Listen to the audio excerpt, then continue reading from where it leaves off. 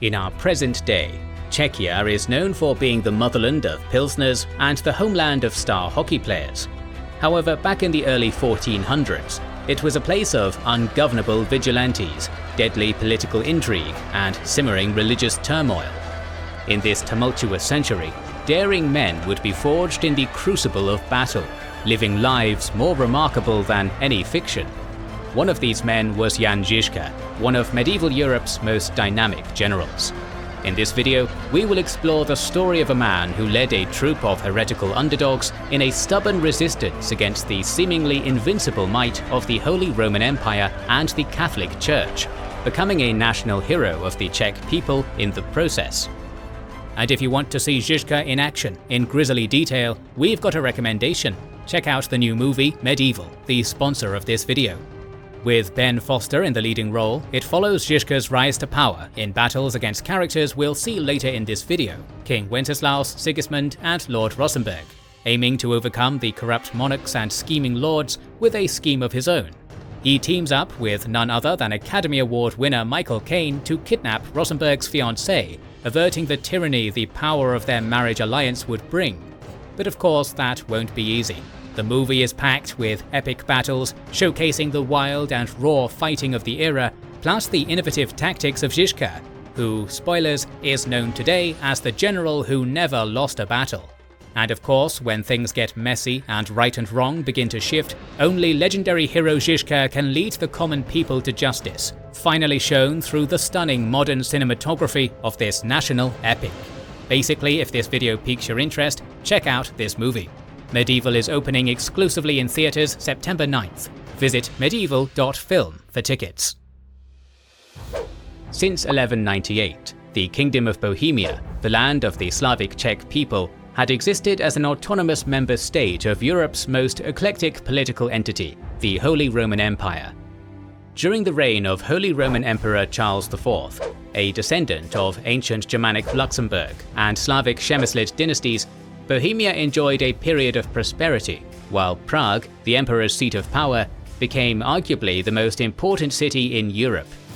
However, when Emperor Charles died in 1378, he split his many holdings between his sons, with Wenceslaus IV ascending as King of Bohemia.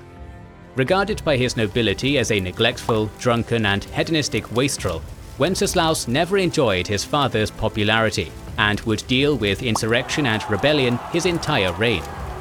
To add yet another element of conflict, this proverbial blood in the water would attract the territorial ambitions of Wenceslaus's half-brother, King Sigismund of Hungary. It is here, in the Bohemian kingdom full of political instability, that we will finally introduce the main character of our story. Very little is known about the early life of Jan Zizka, partially due to the later efforts of the Catholic Church to eradicate records of his existence. It is assumed he was born sometime during the 1360s, in the town of Trocnova, to a family of the lower nobility. It seems that even as a boy, Jan was a scrapper, and some of his biographers claim that he gained his famously cyclopean visage quite early, losing an eye in a brawl with some of his boyhood friends. Much like many other families of the Bohemian gentry at the time, Žižka's was under a great deal of financial strain. In 1384, he was forced to sell his family's ancestral holdings, effectively rendering him landless and destitute. Žižka next emerges in the written record in 1392, when the Bohemian royal accounts mention him serving as a king's huntsman. It must have been a reasonably comfortable life, but among the highest levels of Bohemian society, a storm was brewing, and soon Jan Žižka's first trial by fire would be upon him. In 1394, a coalition of Bohemian upper nobles, loosely led by one Henry of Rosenberg, revolted against their king. In this, they were implicitly supported by King Sigismund of Hungary, who took advantage of the chaos in his half-brother Wenceslaus's realm to forward his claims to his half-brother's lands. Soon, the king and the nobles began raising mercenary bands to confront one another. Over the next decade, Žižka became a soldier of fortune. He joined a rowdy marauder band loyal to King Wenceslaus and under the leadership of gang leader Matej Vudsa, who primarily terrorized the properties and estates of the rebel magnate Henry of Rosenberg. Our knowledge of Žižka's exploits during these years is patchy, but generally speaking, he lived as a borderline outlaw, burning farms, stealing cattle, waylaying traveling merchants, and conspiring with other gangs to conquer entire towns and castles.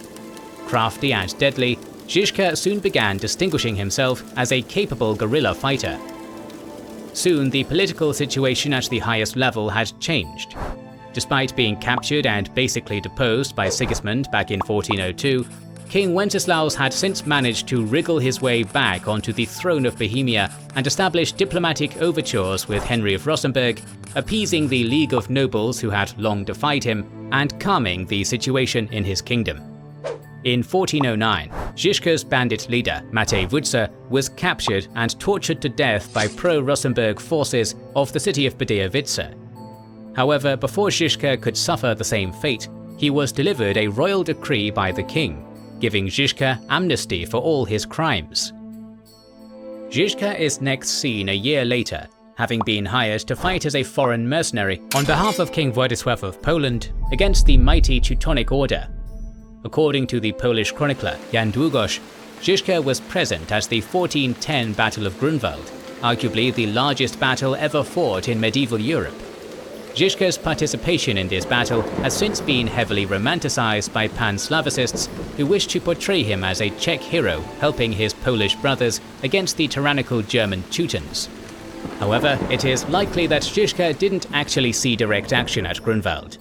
That said, he did participate in the successful defense of Radzin-Helmiński Castle against a force of Teutons shortly after.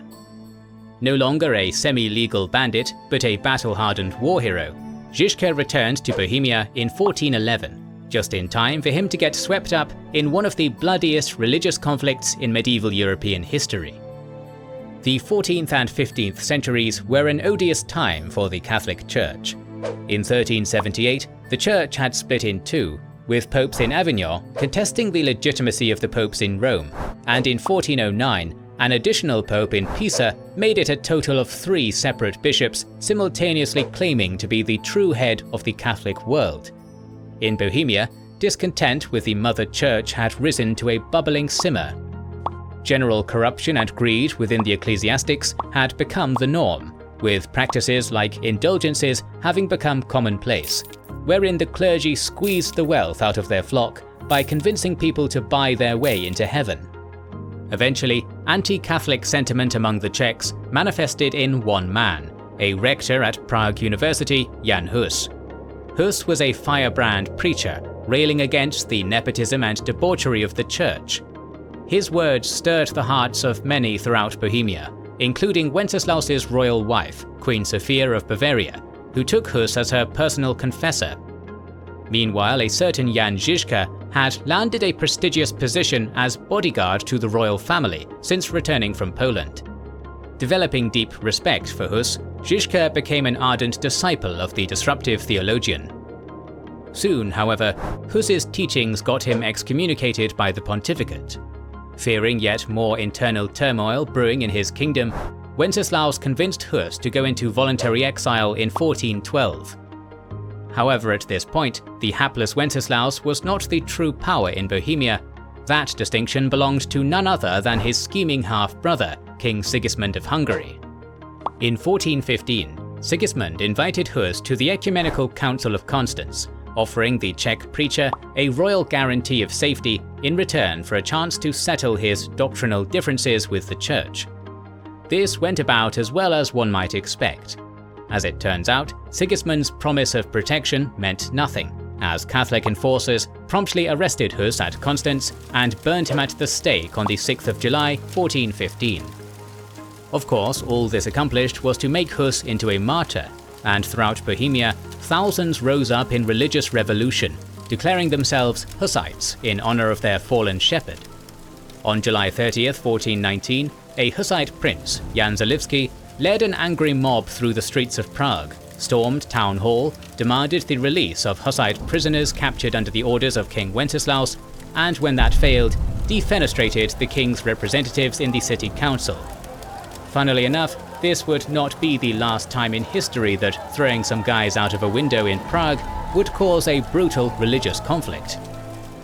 Meanwhile, the conclusion of the Council of Constance in 1418 had mended the papal schism, allowing the newly reunified Catholic Church to focus fully on crushing the Slavic heresy in Bohemia.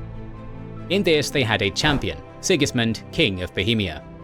Indeed, King Wenceslaus, beset by turmoil and rebellion all his life, had finally had too much, and after the defenestration of Prague, had died of a stroke. Thus, Sigismund inherited the kingdom he had long been conspiring to seize. Of course, Sigismund had little actual control over Bohemia, for most of the country's native Czech population had embraced the Hussite cause and despised him as the betrayer of their beloved spiritual father. Moreover, the Hussites had a champion of their own. It is here we reach the zenith of Jan Zizka's life as a general of the Hussites, who he led for 5 years, about half of which he spent entirely blind, never losing a single battle. This is a particularly remarkable feat when you consider what exactly Žižka was up against. On March 17, 1420, Pope Martin V declared a crusade for the destruction of the Hussites and all other heretics of Bohemia. This meant that King Sigismund's already considerable royalist forces were bolstered with cavalry from across Europe, with one of Žižka's biographers claiming that knights from over 33 nations, including Englishmen, Frenchmen, Hollanders, Spaniards, Poles, Ruthenians, and all manner of Germans, all took up the cross against the Hussites, attracted to Bohemia either by the prospect of plunder or by genuine religious zeal against the heretics. The Hussites were completely outmatched, for they were predominantly made up of Czech peasants and townsfolk with little combat experience, a rabble which any column of properly trained heavy cavalry should easily be able to steamroll. And yet they weren't. Kindled by Žižka's masterful leadership, the Hussites shocked the world when, with a force of 400 farmers, women and children, they decisively repulsed the combined might of the Knights Hospitaller and Royalist cavalry at the battles of Nekmierz and Sudomierz. These initial blows to Catholic pride were followed up by a full-force gut punch when Žižka managed to relieve the generally pro-Hussite people of Prague, whose city was being besieged by King Sigismund himself. At the Battle of Witkov Hill, just east of the city, the cream of European knighthood was dashed to bits against Žižka's well-entrenched flail and handgun-wielding dissidents. Largely because of this defeat, Sigismund's army began disintegrating, leaving almost all of Bohemia in Hussite hands. Although covering every single battle Žižka fought in full detail goes beyond the scope of our video, let us briefly examine the strategy he employed, which made his Hussite rebels so effective against an enemy that was consistently better armed, better trained, and more numerous than them. Žižka's time as an outlaw had made him into an expert in asymmetrical warfare, and time fighting the Teutons had given him valuable experience against the type of war waged by mounted knights. At the onset of the Hussite Wars, this experience came together to form his game-breaking stratagem, wagenburg tactics. When the townsfolk and peasantry of Czechia first began filtering out of the countryside to join Žižka's revolutionary army, they understandably had little in the way of professional arms and armor, bringing with them converted farm tools like flails, scythes, and most importantly, wagons. These wagons, which Žižka would modify into combat vehicles, became perhaps the most iconic symbol of the Hussite Wars. Generally, Žižka's tactics involved choosing a well-fortified position, usually on high ground, and drawing up his wagons in a defensive square position upon it, erecting large wooden pavis shields to seal up the spaces between them. If time permitted, he would also have a defensive ditch dug along the outside of his wagon encirclement. Within each wagon would be around 15 to 20 men, armed with flails, hooks, polearms, and crossbows. Notably, the use of early firearms, such as rudimentary handguns and cannons, also supplemented the Hussite arsenal to deadly effect. In essence, Žižka created what was basically a fully fortified artillery fort on wheels, which he could park wherever he wanted. This turned the traditionally heavy cavalry-dominated warfare of medieval Europe on its head. Mounted knights are great at cutting down rank-and-file infantry on an open field, but not so effective in siege warfare, and indeed, whenever plate mail-clad chevaliers charged head-on against Žižka's Hussite peasantry, they found themselves shredded by crossbow and gunfire, then dashed against the wooden walls of what was basically an impenetrable mobile castle. Although the First Hussite Crusade had been a resounding victory for the Crusaded, there were still pro-Catholic holdouts to clear out, and in July of 1421, Žižka went to conquer the pro-Sigismund castle of Rabi. There, according to legend, a crossbowman on the castle ramparts fired a bolt at Žižka, which flew wide, instead hitting a nearby pear tree, causing a splinter of bark to take out Žižka's remaining good eye. Rabi Castle would fall to the Hussites, and Žižka, now entirely blind, would continue to lead the rebel forces for many victories to come. In late 1421, Sigismund launched another foray to subdue Bohemia, known as the Second Hussite Crusade. This one would go about as well for him as the first did, ending with a pair of decisive defeats at Žižka's hands at the battles of Deutschbrod and Kutná Hora. Sigismund retreated once more with his tail between his legs. However, with the Hussites now deprived of a common enemy, Žižka would now have internal problems to deal with. The Hussites were never a monolithic movement, instead being composed of many factions. The more conservative Hussites, composed mainly of the wealthy citizens of Prague, only wanted moderate reforms in the church.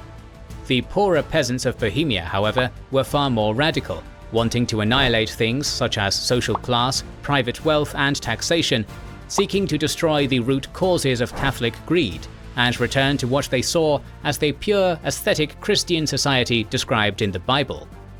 Žižka's faction, the Taborites, was among these radicals, and in late 1423 went to war with the more moderate faction, known as the Utraquists. Naturally, by the summer of 1424, Žižka had emerged victorious, uniting the Hussite factions under him. In October 1424, the blind war wolf Jan Zizka would embark on his last campaign.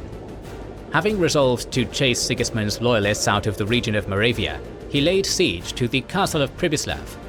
There, the old eyeless general would contract some sort of plague, and ultimately pass away. An anticlimactic end to be certain, but the silver lining is that Žižka went out with a perfect record. Despite always being outnumbered and outgunned, he had never lost a single battle in his entire life. The impact of Žižka's death was felt by both his friends and foes. Catholics claimed that the one whom no mortal hand could destroy was extinguished by the finger of God, while many of those who had fought under them began calling themselves the Orphans, for Žižka had been like a father to them. After his death, Žižka's armies fell under the command of one Prokop Veliki, a capable general in his own right. Ultimately, the Hussite wars ended in something of a compromise. In the end, the moderate and radical Hussites could not coexist with one another, with the Utraquists annihilating Prokop, the Taborites and the Orphans at the Battle of Lepani on the 30th of May 1434. Thereafter, the moderate Hussites reconciled with the Catholic Church, accepting Sigismund, who had since been elected Holy Roman Emperor, as the King of Bohemia. In return, the Utraquist Hussites became the official Church of Bohemia, albeit as an autonomous ecclesial body under the Catholic See. Had Žižka been alive, he would have been deeply displeased to see his followers annihilated and only a watered-down version of the revolution he desired achieved. However, at the end of the day, the Hussite movement was still an extremely successful one overall, having made a stand against the most powerful institutions in Europe and against all the odds, securing freedom of religion and representation for themselves in the long term and influencing the Protestant movement. None of this would have been possible if not for the one-eyed maverick who carried the rebellion in its earliest days, making it understandable why Jan Zizka, the war wolf of Bohemia, is considered a national hero of the Czech people to this day. We're planning more videos on medieval history, so make sure you are subscribed and have pressed the bell button to see them. Please consider liking, commenting and sharing, it helps immensely. Our videos would be impossible without our kind patrons and YouTube channel members, whose ranks you can join via the links in the description to know our schedule, get early access to our videos, access our Discord, and much more. This is the Kings and Generals channel, and we will catch you on the next one.